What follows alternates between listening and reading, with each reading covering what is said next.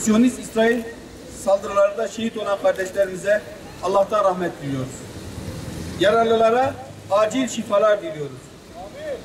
Diğer taraftan Yemen'de yaşanan dramın son bulması için başta Türkiye olmak üzere tüm İslam ülkeleri ve uluslararası toplumun gerekli adımları atması konusunu bir kez daha gündeme getiriyoruz.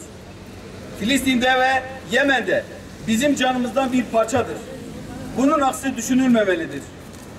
Siyonist İsrail, Gazze'ye ve Filistin halkına yönelik terör saldırılarına devam ediyor. Siyonist İsrail, önceki akşam Han Yunus'a düzenlediği saldırıyla ona yakın Müslümanı şehit etti.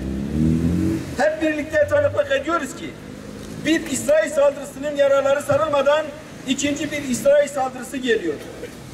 Siyonist İsrail işgal ettiği topraklarda var olduğu müddetçe bu coğrafya barış gelmeyecektir.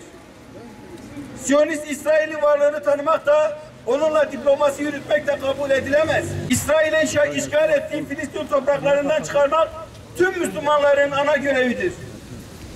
Siyonist İsrail yöneten zihniyet tüm dünyaya Filistin halkını terörist olarak lanse etmektedir. Filistin halkının meşru talepleri adeta bir terör örgütünün talepleri gibi gösterilmektedir. Başta ABD olmak üzere tüm emperyalist ülkeler Filistin halkından meşru taleplerinden vazgeçmelerini istemektedirler.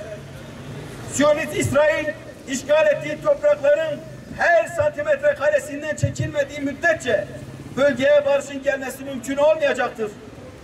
Siyonist İsrail'le normalleşme süresinden neresinden bakarsanız bakın işgallere ve katliamlara onay vermektir. Siyonist İsrail sadece saldırdığı zaman değil, her zaman bir problemdir.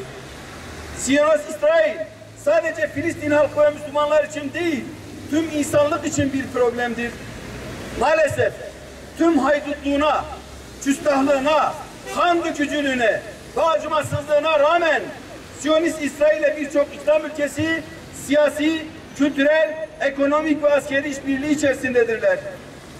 Siyonist akıl Fas'tan Endonezya'ya bütün İslam coğrafyasında kendi güvenliğini sağlamak hem de kendi hedeflerine ulaşmak adına ülke yönetimlerini etkisi altına almaktadırlar. Büyük İsrail hedefine gidilirken hiçbir husus tesadüflere bırakılmak istenmemektedir. İşgalle işbirliği yapanlar da en az karşısında duranlar kadar Siyonist aklın imha listesinde yer almaktadırlar. Çünkü Siyonist akıl tüm insanlığın baş belasıdır. Tüm insanlığın düşmanıdır.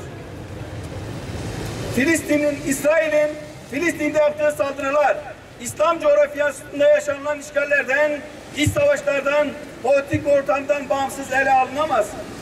Irkçılık ve mezhepçilik politikaları da İsrail'in Müslümana kırdırma projesinin yansımalarıdır.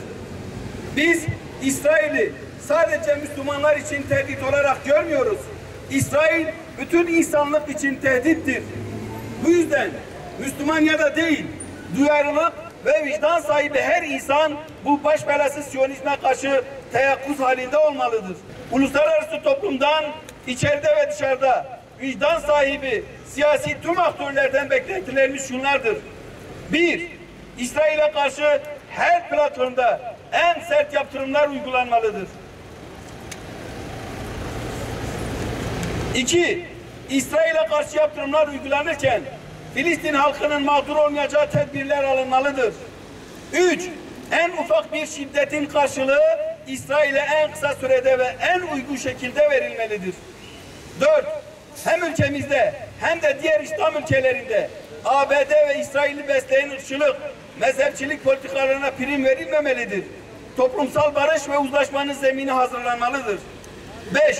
Filistin meselesinde sahip çıkan herkesle irtibat sağlanmalı, Siyonist akıla karşı birlikte hareket edilmelidir. 6. Filistin halkı istediği neticeyi alıncaya kadar ve netice alındıktan sonra da yalnız bırakılmamalıdır. Filistin meselesi için adım atan kendi onurunu, iffetini, izzetini koruyacaktır.